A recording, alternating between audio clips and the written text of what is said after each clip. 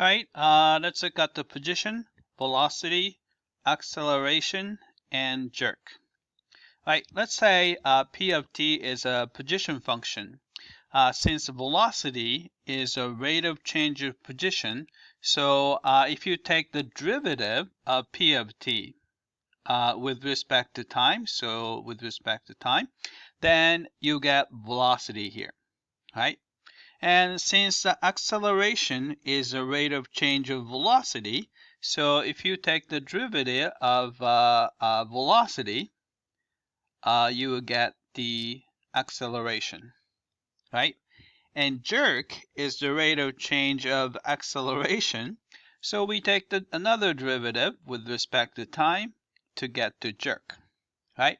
So velocity is the same thing as p prime of t, and acceleration is same thing as the v prime of t, which means that it's actually a p double prime of t.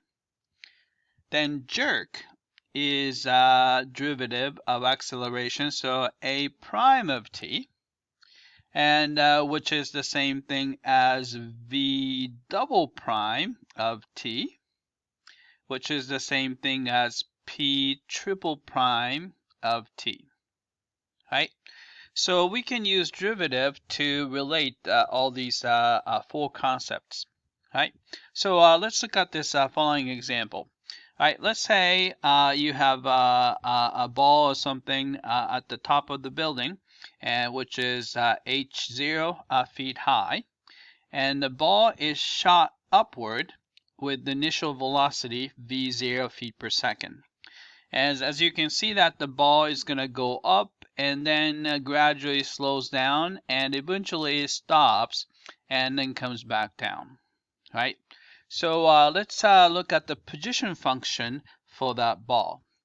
All right, so since we're looking at the height of the ball, I'm going to position function, I'm going to call it h of t instead of p of t. All right, so height function would be h of t. All right, so this can be written as this. All right, so let's say the acceleration by gravity, so is negative g, feet per square second. Negative is there because gravity is pointing downward, pushing down toward the earth or the ground. So it's negative.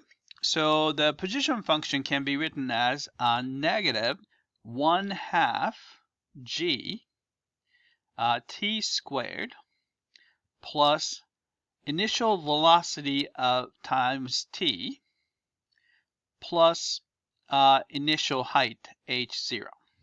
Right, so this is actually a quadratic function.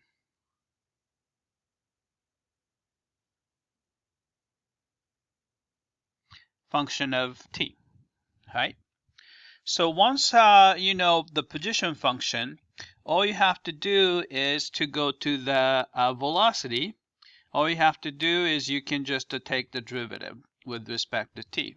So we can find the v of t based on t of t. We can just h of t.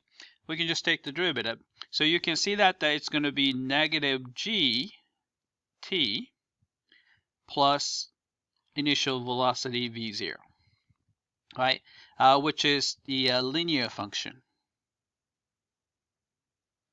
right? Because basically mt plus b, so slope and y-intercept. All right, and then if you want acceleration, we just need to take another derivative with respect to time, so with respect to t. So acceleration function in this case is just a negative g, which is a constant function, so it's a constant, right?